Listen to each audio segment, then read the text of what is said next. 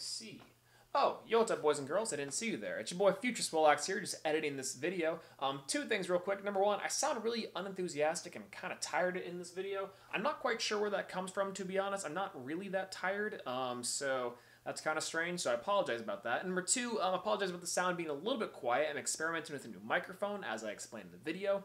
So we're trying to test out some bugs real quick, but we're working through it pretty easily, so I'll explain that in a second. So without further ado, take it away past Swolelax and go. Yo, what's up, boys and girls? It's Swolelax here, and I'm back at it with the video. So today, welcome to a new video where we have a new microphone here on camera. If you guys did not know, we used to record with this really sweet Yeti Pro microphone. It was a USB mic. It lasted me about 5 years, and then the other day when I was trying to record a video, it just broke 20 minutes through, and that sucks. So instead, we got this pretty sweet Movo VRX10 microphone. This thing is really sweet. Got it for a pretty affordable price, and apparently it's really good. Also came with this little wind muff or dead cat.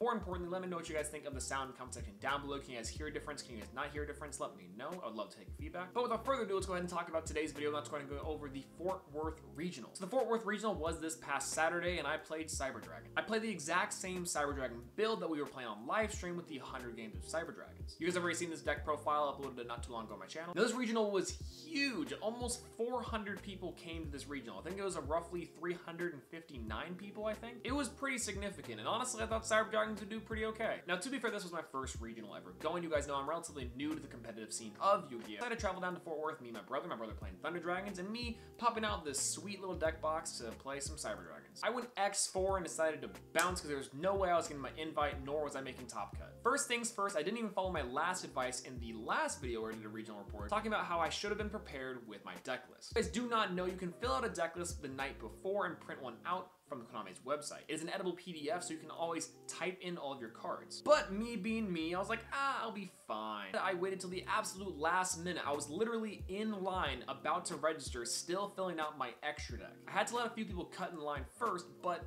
we got it done. So in this video, I do want to talk about the good things and the bad things that happened in this region. The first being I played a lot of meta decks, and actually I played pretty well against them. I was well equipped with my side deck and made some interesting meta calls that ultimately I think was the wrong choice. So round one, I faced Dark Warriors. If you guys do not know, Dark Warriors are popping up everywhere right now. He wasn't necessarily playing a 60 card variant, which I was pretty interested in. Ultimately, it wasn't anything fancy. I think it was just the Dark Warrior, Gumblar, potentially Rongo combo. But I don't know, that one actually went pretty well. In game one, he went first and he set 2 cards face down. Imagine he bricked quite a bit. So with Cyber Dragons, I was able to OTK him and effectively bring it to game 2. Game 2 took a little bit longer as he was able to get off a full combo, rip cards out of my hand, and leave me with just 2 cards, Cyber Rev System and Machine Duplication. Those wasn't too bad for me, as the cards that he discarded for me were Cyber Dragon Core, and a few other cards that ultimately were inconsequential. He wasn't able to establish too crazy of a board. The turn goes back to me, and I'm able to bring back Core into Machine Dude to go off to my place. It wasn't anything crazy or anything like that. I was able to at least move forward, put up some protection, and kind of dismantle his board in a weird way. Cyber Dragon Zeger was incredibly helpful with this, being able to get over Gumblar Dragon. After that, though, we kind of played this back and forth classic caveman Yu-Gi-Oh! Where we were just trying to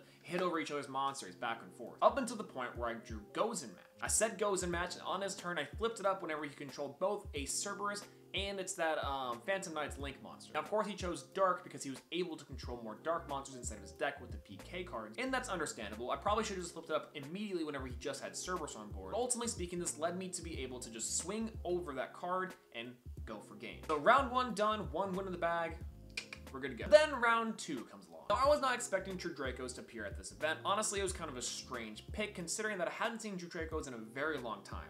They're still a pretty powerful deck, honestly, and I wouldn't doubt if you see that pop up more often than not. Play a lot of formidable floodgates inside of the deck, and honestly, especially for Cyber Dragons, it's a little bit hard to get over things like Monarch's Erupt and also Skill Drain. I did run Twin Twisters and also had different spot removal like Cybernetic Overflow. By that point, and especially in game 1, I wasn't necessarily able to break his board. Game 2 comes along, and I'm able to make my own board. This thing was pretty sweet. I essentially was just able to put up negates, bring out Cyber Dragon Infinity, bring out Zeger, and I was so close to making Griffin for the Nightmare Griffin board. But this gave me the momentum and the leverage I needed to win game 2. Game 3 comes along, and things kind of get interesting. It's kind of like the last match in which we kind of just started hitting over each other's monsters for a bit, but I wasn't able to close out the win as we went into time with him at 3,200 life points and me at 2,200 life points. I think, looking back on it, I'm not quite sure if I could have gone for more damage, but and then we go into round 3, the final round before lunch break. Now, I played someone who played Pendulum Magician. This was hilarious because In my mind, Cyber Dragons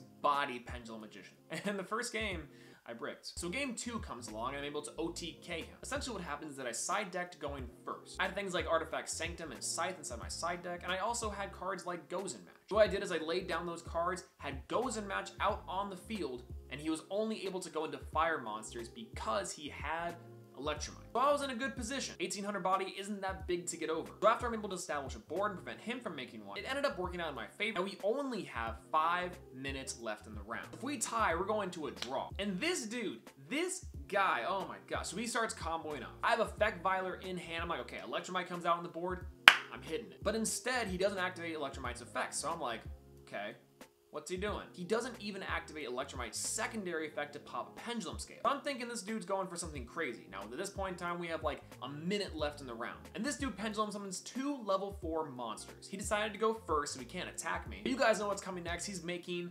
Cowboy. Gaga Cowboy. And I'm just like, Valor. I slap it down. I'm just like, boom. And he's like, oh, no, come on, man. His friends are laughing. They're like, what year is this? It's 2019. Passes off to me, and I'm like, sweet, we got 30 seconds left. Core, Machine Dupe, summon 2 Cyber Dragons, battle phase. All right, duelist, that is time on the round. Finish your current phase. And I'm like, Electromite has 1800 attack points. Cyber Dragons got 2100. So he tried to cowboy me for game. And right now we're sitting at 8,000 life points apiece. So I swing over his Electromite, dealing the last 300 points of damage, making the life point total 8,000 to 7,700. For a game. I've never been cowboyed and I never will. This dude tried to cowboy me for game.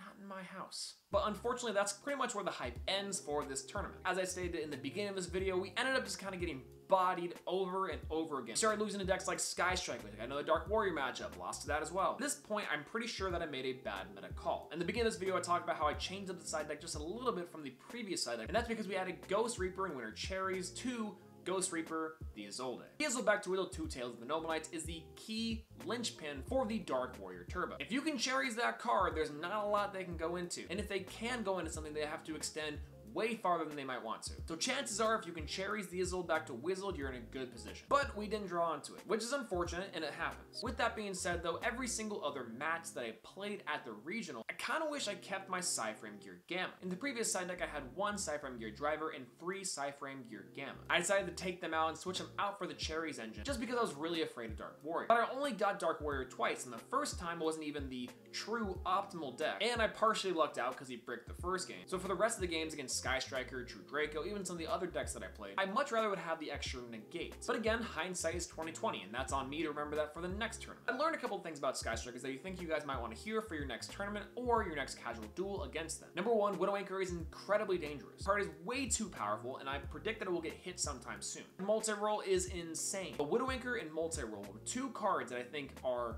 problematic. They just recur so much value, they gain you so much momentum, and also can stop so many plays. There are several times, including when I was watching my brother play, whenever Widow Anchor would just almost win the game flat out. That card is so powerful, it hurts. Having a card that targets and negates effects, but is also acquisition, is incredibly easy to search and is also insanely good. So unless you can get around cards like Widow Anchor and potentially destroy cards like Multi-roll, I would expect an uphill battle against decks like Sky Strikers. For me, playing Cyber Dragons, if I wasn't able to set up a board and if I wasn't able to go first, then I was already in a losing position right off the gate. And yes, they can contact fuse away the Link monster, but ultimately it's not enough damage. And dear God, Dark Warriors are nuts. I slept on this deck. I said Rongo Turbo is not that good. I told them you're putting way too much stock inside of Gumblar Warrior, but oh my God. In between matches, I came over to the top tables where I kind of just scoped out the decks and see what they were playing. The first table was Altergeist versus this Gumblar Rongo Turbo deck. And Rongo Turbo slapped. It was incredible. The Altergeist player had 3 negations and interruptions, and it was like it was no problem. The deck just breezed